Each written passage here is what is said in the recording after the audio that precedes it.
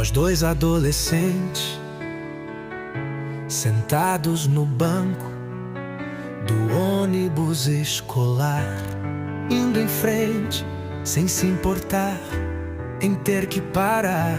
E lá na frente, num futuro qualquer, já homem e mulher, lembrando do estudo da gente e de tudo que restou na mente. Era um tempo principiante, anunciando que se sucedeu após, e a gente não era mais do que um simples projeto de nós.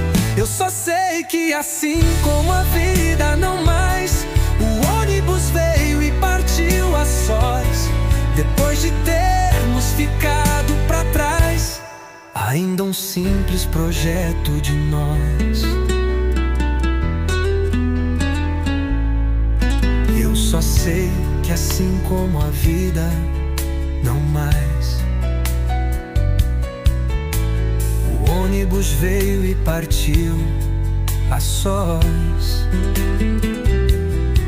depois de termos ficado pra trás, ainda um simples projeto de nós.